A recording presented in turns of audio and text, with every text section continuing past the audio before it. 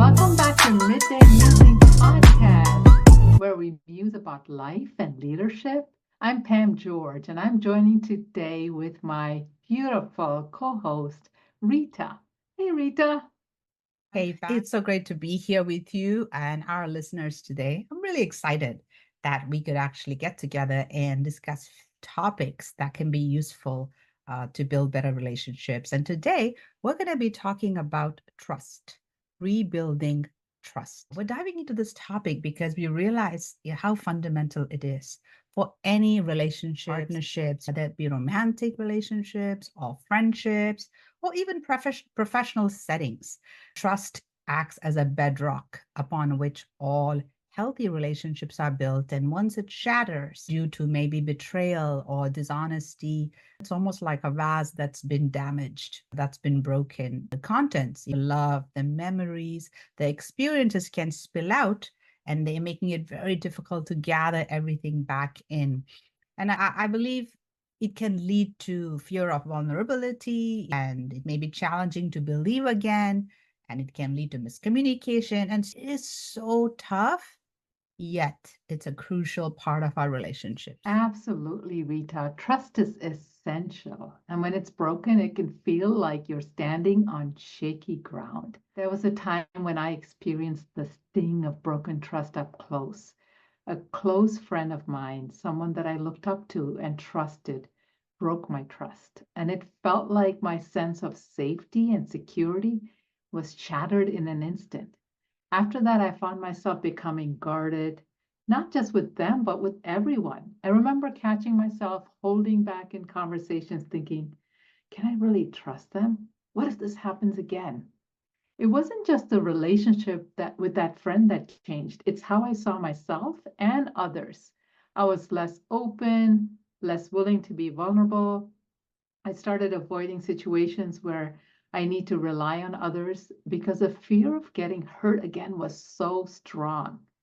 But over time, I realized this guardedness was keeping me from true connection and peace.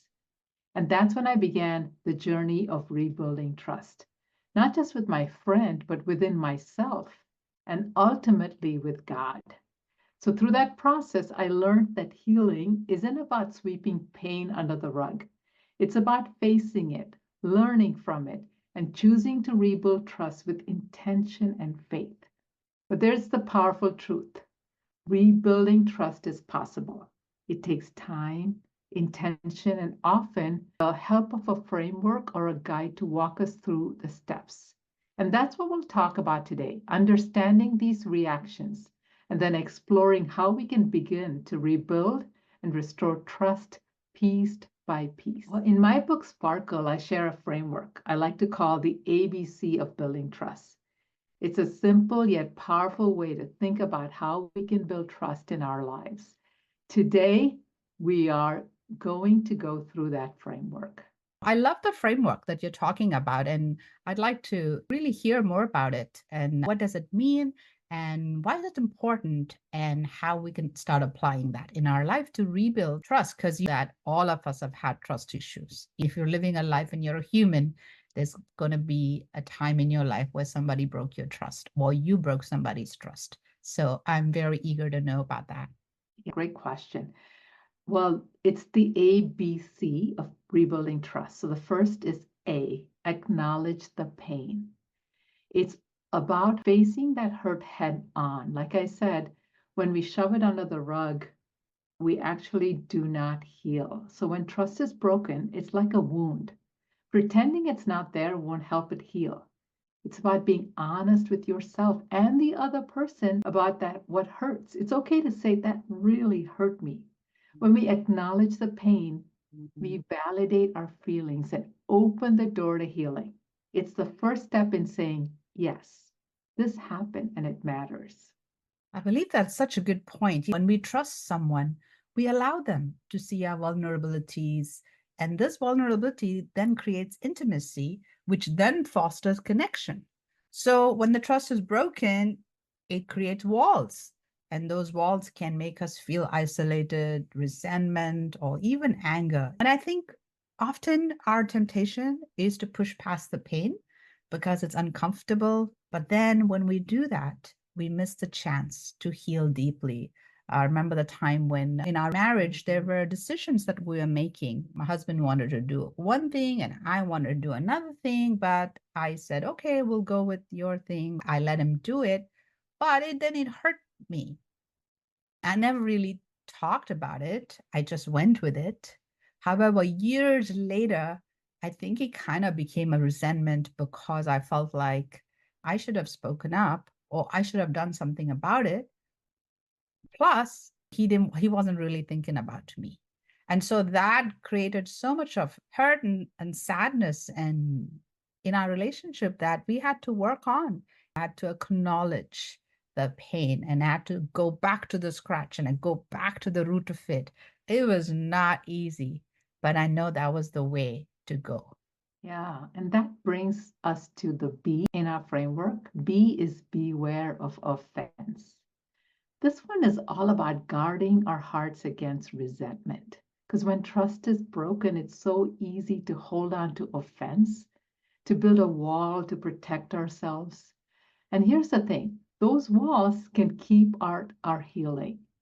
We need to be aware of letting bitterness take root because it can trap us in the past. Oh, yes, that is so true. Trust is multifaceted, right? Because it involves honesty, it involves reliability and emotional safety. It's the assurance that the other person has your back and that they will be there in times of need. And I would like to think of it as a bank account. Every time in a relationship you have something positive, it's like you're making a deposit. And then every time there is some kind of hurt or betrayal or lie, then it's a withdrawal. So Mm. over time, if you make more deposits than withdrawals, your relationship is going to be awesome. But if you have no withdrawals, very little deposits, then you find yourself in deficit, and that can lead to disconnection. And I see that happening in so many marriages today, or even relationships between parents and children and other friends, because there's been no processing, there has been no acknowledging, there has been no time taken to try and heal those things, but just push it past. Yes, yes. That's such a great point. And that's where cognitive distortions can come into play. Let's spend a little bit more time on beware of offense. This is such a crucial part of rebuilding trust because when trust is broken, it's so easy to slip into a mindset where we're guarding our hearts with offense, but this can actually become a trap, can't it? Oh, absolutely. Offense, I believe, is like a prison we build for ourselves, isn't it? It can feel protective at first, but then it also isolates us from actual connection that we need. And it can feel like protection, but this wall that we start building soon shuts others out. And I know, and I've seen in my life as well as in other people's life, how one small hurt can then turn into so much bigger because our minds can do that to us, right? We have this narrative that we build in our minds, and it tells us a story of how it happened. Now, it may not be exactly 100%, but then that's the story we repeat and we go back to it again and again, and it makes it very hard for us to let go. That's such a great point, Rita. These are patterns of thinking that can make us see situations more negatively than they actually are. Let's talk about a few big ones that really get in the way of rebuilding trust. Yes, I think the one I can think of is the catastrophizing, if I'm saying it the right way. It's when we blow things out of proportion, taking a single mistake or conflict and then imagining the worst possible outcome. Have you ever caught yourself thinking, oh, they broke my trust once, so they're going to do it again, and our relationship will never recover? And we all know and we are aware that sometimes we have this negative default in our minds that we go to automatically. We tend to be on the negative side. So that actually does not help us as well. I think we've all been there, Rita. Catastrophizing can have us turn a single event and turn it into a disaster movie in our minds. And when we're doing that, we're not really giving the other person or ourselves a chance to show that things can be different. we're not seeing the possibility of change. Exactly. And then, of course, there's the other big thing, right? The mind reading. Mm. It's an assumption that we know what the other person's thinking and feeling without them actually saying it. We assume, oh, they didn't Mm. apologize because they don't care, or they did this on purpose to hurt me. And I know that so many times I've done this in my life and I've caught, and I can see other people doing it. And we get so used to this habit. It's almost like we believe what we think, Mm. even though there's no facts behind it. It's just in our thoughts. Mind reading can be so destructive. It makes us fill in the blanks with negative assumptions, which only deepens our offense. In reality, maybe the other person is struggling with their own guilt or fear of confrontation. But when we assume the worst, we're more likely to react defensively and withhold grace. Yes. And of course, there's the other one, overgeneralization, where we take this one single incident and then we make it into a broad statement about everybody, about that person and all the relationship. It's like saying that they lied to me once, that means they'll always lie to me. And not really giving the benefit of doubt, but looking at everybody in one broad brushstroke. I think that is not the best to build trust. Overgeneralization puts a permanent label on temporary mistakes. And it's so important to catch ourselves when we're thinking like this because it keeps us trapped in bitterness. When we overgeneralize, we're not allowing the other person to change, and we're not allowing ourselves to see the relationship differently either. It's true. Since we all seem to have practiced this phenomena and we struggle with it, I wonder, how do we start letting go of these cognitive distortions? How do we actually learn to become aware of the offense that we have felt? We need to see it for what it is. So I would really like to hear about how do we do this? It actually starts with noticing when these distortions come up. When you catch yourself thinking, they always do this, or this will never get better, pause, take a step back and ask, is that really true? Often just challenging those thoughts can shift our perspective. And instead of mind reading, let's try to communicate. Ask the person what they're feeling or thinking. It's amazing how different reality can be from our assumptions. One of the ways I know it helps me is sometimes to actually write it down, to actually write, is this really true? Right. And then it helps to ask that question, challenge our thoughts. What's the worst that could happen? How likely that it is really true? And most of the time, the worst case scenario is much less likely than we think. So then that gives us, the other person, a little bit more grace, and also, it makes the issue not be such a big mountain that we're making it out to be in our minds. Yes, it's so helpful to remind ourselves that people can grow. When we catch ourselves overgeneralizing, we can choose to focus on the possibility of change. That's where connecting with God comes in too, because He reminds us that He's not done working in us or in others.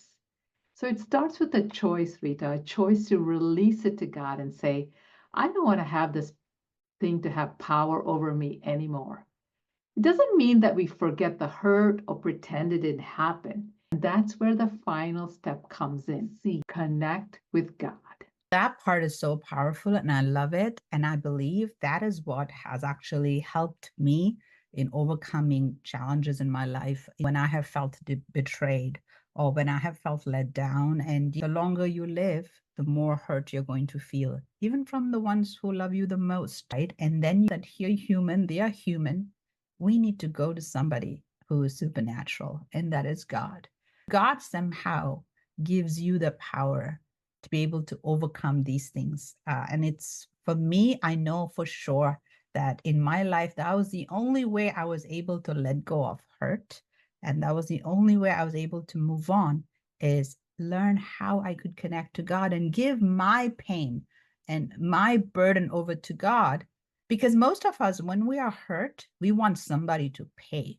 It's like in our minds, we want restitution. And that's where God steps in, right? We're able to connect with God. It's almost like God says, I will pay. And then he helps you overcome that hurt. So I believe that's the best thing. That's so true, Rita. Sparkle, in my book, I explore this profound journey of rebuilding trust. And it's not by relying solely on ourselves, but leaning into a deeper connection with God. So, connect with God is about realizing that trust isn't something we have to restore alone. We are only 20% of our thoughts. The other 80% lies in our feelings and emotions. My book includes a practical exercise with prompts designed to help us align our thoughts and actually give voice to our feelings. Because a lot of times, that 80% of what we feel, the hurt, the bitterness, the pain, we don't have language to it. And if it stays in our bodies, it just festers. So we need to learn to come. And how do we come and communicate that with God? So that practical exercise is something that I used personally. And I've also, you had a chance to experience it too, that was designed to align our thoughts and give voice to our feelings so we can truly hear from Him and allow that healing to begin. It's a tool for anyone who wants to rebuild trust through faith and transformation. Love that, Pam. And it's like saying that we have practical steps that we can help work on by learning how we can connect with God. I know that it's a process and it's not easy. It's not like an overnight band-aid treatment. Rather, you take the time, you put in the work, and then you see the results. And I know for me, that is what's actually helped me. I guess that's where coaching comes in play, where you have somebody who walks with you or who helps you see the possibilities of how it can be different. And in your book, you have those steps that you have laid out, which can help us then challenge our thoughts, the thoughts that have kept us imprisoned, the thoughts that sabotage us in our relationships. A lot of it is inside of us, and we need to know how to get it all out. So I love that we can have the ABCs of rebuilding the trust. Exactly, Rita. And we follow these ABCs. A, acknowledge the pain. B, beware of the offense. And C, connect with God. Trust can be rebuilt, even when it feels like it's beyond repair. It's a journey, but it's one that leads to a deeper and a stronger foundation than before. Yes, and in closing, trust is a journey, not a destination. It requires ongoing effort, patience, and a willingness to be vulnerable. Remember, as I talked about, when a vase shatters, it doesn't mean it cannot be put back together. Sometimes it takes a little bit more care and love. So if you're listening today and you're in a place where trust was broken, or where you had a partner or a friend, or even yourself, we hope that these ABCs can give you a roadmap to begin the process. And remember, you're not alone in this. That's right. And if you want to explore these steps more deeply, you can find them in my book, Sparkle, Your 7-Step Guide to a Joy-Infused Life. Thanks so much for joining us today. And if you found value in this episode, please do subscribe, share it with someone who might need it, and leave us a review. We love hearing how these conversations impact you. And remember, you have the power to rebuild, to restore, and to sparkle. Until next time, keep shining, my friends. Bye-bye.